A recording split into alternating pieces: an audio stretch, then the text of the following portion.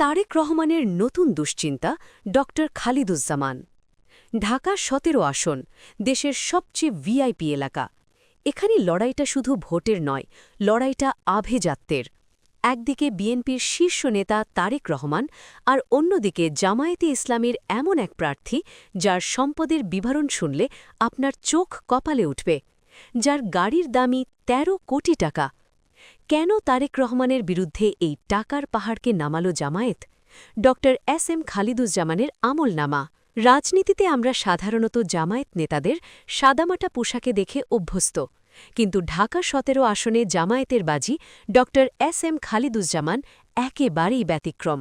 তিনি পেশায় চিকিৎসক হলেও নেশায় একজন তুখোর ব্যবসায়ী। হলফনামা মুজাই তার নিজের ব্যবহার করা গাড়ির মূল্য ১৩ কোটি ৭০ লাখ টাকা। ভাবা যায়? ব্যবসা থেকেই তার বাৎসরিক আয় ৩.৫ কোটি টাকার উপরে, অর্থাৎ মাসে তার আয় প্রায় ৩০ লাখ টাকা। শেয়ার বাজার এবং বন্ডে তার ও তার স্ত্রীর বিনিয়োগ প্রায় ৩.৫ কোটি টাকা। এছাড়া গুলশানে রয়েছে কোটি টাকার ফ্ল্যাট। প্রশ্ন জাগতে পারে, জামায়াত কেন এই ধনাঢ্য ডাক্তারকে তারেক রহমানের বিরুদ্ধে নামাল? রাজনীতিতে একটা কথা আছে, ঘোড়া বেখে খুঁটি গাড়তে হয়। গুলশান বনানী বাড়িধারা হল দেশের পাওয়ার করিডোর। এখানকার ভোটাররা সাধারণত এলিট ক্লাসের। জামায়াত এখানে একজন কর্পোরেট ইমেজ সম্পন্ন প্রার্থী দিয়ে প্রমাণ করতে চাইছে তারা শুধু মাদ্রাসার রাজনীতি করে না, তারা আধুনিক এবং উচ্চবিত্তদেরও নেতৃত্ব দিতে সক্ষম। এটি মূলত জামায়াতের একটি ব্র্যান্ডিং চেঞ্জ স্ট্র্যাটেজি। তবে ডক্টর খালিদুজ্জামান যত বিত্তশালী হন না কেন, তার প্রতিদ্বন্দ্বী কিন্তু সাধারণ কেউ নন। তিনি তারেক রহমান, বিএনপির প্রাণভোমরা।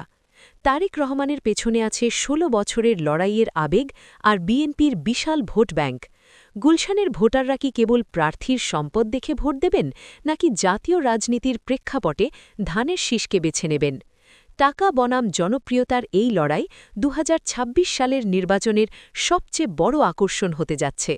ডক্টর খালিদুজ্জামানের এই বিশাল সম্পদ কি তাকে ভোটের মাঠে সুবিধা দেবে, নাকি তারেক রহমানের জনপ্রিয়তার জোয়ারে ভেসে যাবে জামায়াতের এই তুরুপের তাস?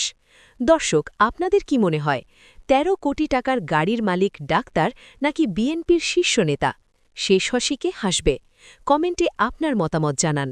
ভিডিওটি ভালো লাগলে শেয়ার করুন এবং পরবর্তী আপডেটের জন্য আমাদের ফলো করুন।